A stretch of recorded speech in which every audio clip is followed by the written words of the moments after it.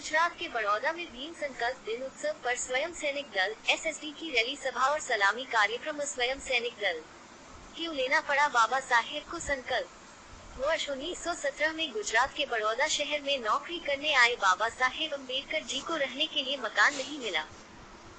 उन्हें बड़ौदा नरेश सयाजीराव गायकवाड़ ने प्रतिभाशाली होनहार होने के कारण छात्रवृत्ति देकर कानून व अर्थशास्त्र के अध्ययन करने हेतु लंदन भेजा था। छात्रवृत्ति के साथ अनुबंध ये था कि विदेश में उच्च शिक्षा प्राप्त करने के बाद वे बड़ौदा रियासत को अपनी 10 वर्ष की सेवाएं देंगे। अध्ययन कर उच्च शिक्षा हासिल करने के उपरांत अम्बेडकर करार के मुताबिक अपनी सेवाएं देने हेतु बड़ौदा आए। बड़ौदा नरेश ने उन्हें सैनिक सचिव के पद पर तत्काल नियुक्त कर लिया। एक सामान्य सी घटना आग की लपटों की तरह पूरी रियासत में फैल गई। बस एक ही चर्चा चारों ओर थी कि बड़ौदा नरेश ने एक अछूत व्यक्ति को सैनिक सचिव बना दिया है। विडंबना ये थी कि इतने उच्च पद पर आसीन अधिकारी को भी मातहत कर्मचारी दूर से फाइल फेंक कर देते, चपरासी पीने के लिए पानी भी नहीं देता। यहाँ तक कि बड़ौदा नरेश के उस आदेश की भी अनदेखी कर दी गई जिसमें कहा गया था कि इस उच्च अधिकारी के रहने की उचित व्यवस्था की जाए। दीवान उनकी मदद करने से स्पष्ट ही इनकार कर चुका था। इस उपेक्षा और तिरस्कार के बाद अब उन्हें रहने व खाने की व्यवस्था खुद ही करनी थी। किसी हिंदू लॉज या धर्मशाला में उन्हें जगह नहीं मिली। आखिरकार बाबा साहेब अम्बेडकर जी एक पारसी धर्मशाला में अपना असली नाम छुपाकर एवं पारसी नाम बताकर दैनिक किराए पर रहने लगे। जाति ने धर्मशाला में भी उनका पीछा नहीं छोड़ा। मनुवादी मानसिकता के लोगों ने जाति सूचक शब्दों से अपमानित किया व उनका सामान बाहर फेंक दिया। बहुत निवेदन करने के बाद बाबा साहेब को धर्मशाला खाली करने के लिए 8 घंटे की मोहलत दी गई। चूंकि उस समय बड़ौदा नरेश मैसूर जाने की जल्दी में थे, अतः बाबा साहेब को दीवान जी से मिलने की सलाह दी गई, लेकिन दीवान उदासीन बने रहे।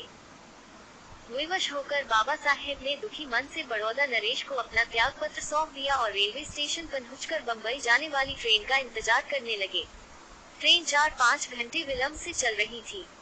तब पास में ही कमाठी बाग के वट वृक्ष के नीचे एकांत में बैठकर वह अपने साथ हुए अन्याय को याद करके फूट फूट कर खूब रोए।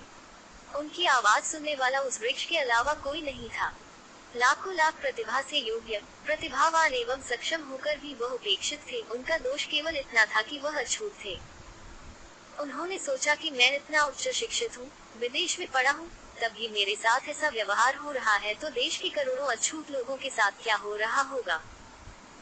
वो तारीख थी 23 सितंबर 1917।